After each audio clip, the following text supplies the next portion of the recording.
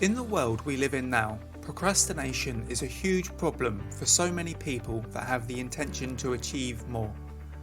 We have convenience and instant stimulation at our fingertips, which makes doing anything challenging more difficult. It's so easy to choose to scroll through social media, find yourself going down a YouTube rabbit hole, or watching TV instead of something more productive. We are addicted to these instant gratification activities, making the worthwhile activities far harder to do. In this video, I will explain 5 techniques I have used to overcome procrastination. The first way I have found that works for me is to implement the 2-minute rule. This rule dictates that you must do at least 2 minutes of that thing that you are struggling to do. Now, you might think that this is pointless because what on earth can you achieve in 2 minutes? Well, the point of this rule is more of a psychological trick. It just tricks your brain to get started because more often than not, this is the hardest part. Now, even if you do stop at 2 minutes, then at least you have done 2 minutes of that delayed gratification activity that is likely to bring long-term results and bring you a tiny step closer to your long-term goals. But more often than not, once you have actually got started with that more difficult activity, you will find yourself in a flow state and you will begin to enjoy that activity. Not only that, but after you finish, you will feel so much better about yourself than if you would have just been procrastinating during that time. Make a habit of this and you'll find some real positive momentum creep into your life, making procrastination a thing of the past. Of course, there will be times where you feel slightly less motivated, but on the whole you will procrastinate a whole lot less. You'll get more achieved and you'll feel so much better about yourself. A really powerful technique that I have used is to plan your next day on the previous day.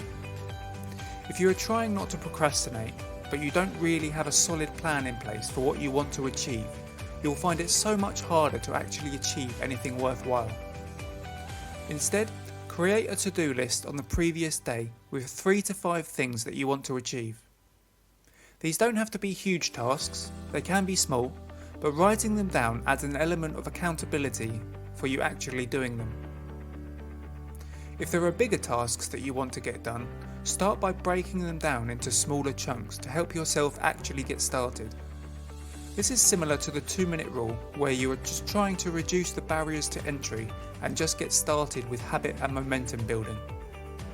Once you have some good momentum built up, then you'll find it easier to achieve more in your work time without those unnecessary distractions. You'll find that the 10 minutes it takes to plan your following day will increase your productivity and reduce your procrastination by a huge margin. There are even studies that actually show that you are something like 40% more likely to achieve a goal or accomplish a to-do list if you write it down. By doing so, you become clearer on what it is you want to accomplish, so you don't have to waste conscious energy actually thinking of things to do. There is also a psychological accountability trick that having it written in your own handwriting will increase the likelihood of you actually doing it. Another technique that I actually use is to use a timer for work blocks. If you are becoming accomplished at the 2-minute rule, you may want to up the stakes and use a timer to count down your work blocks. Maybe starting with 30 minutes, you can set a timer on your phone, then put your phone away from your reach, but so you can hear when the time is up. This will help condition your mind to go into work mode when that time is counting down. After some time, you may want to up the timer to 1 hour, an hour and a half, or even 2 hours, and before long you'll be competing with yourself to try to achieve more in that time than you did previously. Depending on your lifestyle, you may want to enter into multiple of these time blocks per day between breaks. Alternatively, if you are working on a side hustle alongside your day job, you may just strive to complete one timed work block per day, either before or after your day job. It's amazing what can actually be accomplished in just 60 minutes of focused work. Use this technique consistently and your procrastination will become less and less. The next technique on the list is to condition strategic rewards into your routine. Instead of using these instant gratification activities as ways to avoid productivity, use them to reward productivity. Again, this technique takes some time to build into habit, but once you have done this for a number of days, your mind will become conditioned to want to do the more challenging activities in anticipation of the rewards after. This is like winning twice, because not only are you feeling great about what you have just accomplished, but you also get your reward. On the flip side of this, you feel bad about procrastinating because you are not getting anything done, but also you're not really enjoying those distractions because you feel guilty about doing them because you know you should be doing something more productive. In this instance, you are suffering twice, rather than experiencing pleasure twice if you use the instant gratification activities as rewards. When using the things you enjoy doing as rewards, then you don't feel guilty about them because you feel that you have earned them. Even the action of ticking an item off of your to-do list can act as a reward in itself. For me, after some time of doing this, I found great pleasure in ticking things off my to-do list, that became the reward for the more monotonous tasks I had to achieve. If you start to enjoy this small action, then your brain will crave the dopamine spike that the simple ticking off action brings. Although this next technique is the last on the list, it's perhaps the most obvious and possibly the most powerful. The technique is simply to remove distractions. Put your phone on silent and out of reach so you're not tempted to look at notifications and social media. Close all unnecessary browser tabs that are not needed for the task at hand, as this is just like putting temptation right in front of you. By not closing tabs, you are literally making it harder for yourself.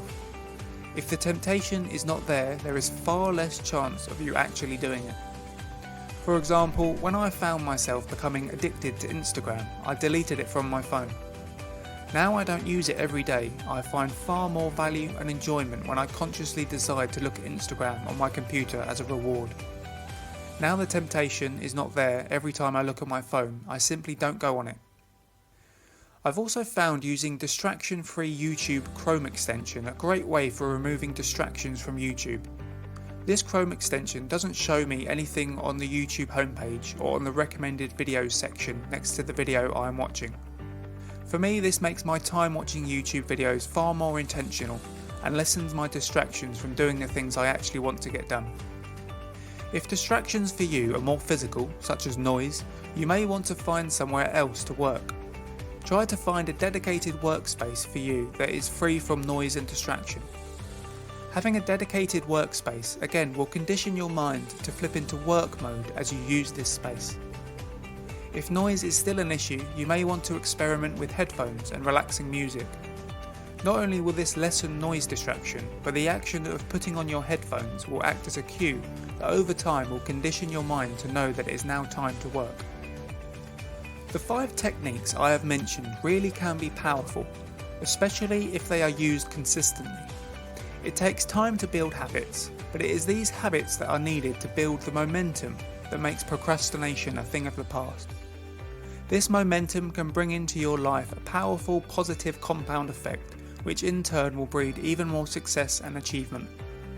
When you are riding the wave of momentum and you can enter into a flow state at will, then everything becomes easier, and with consistency, this is how luck is created.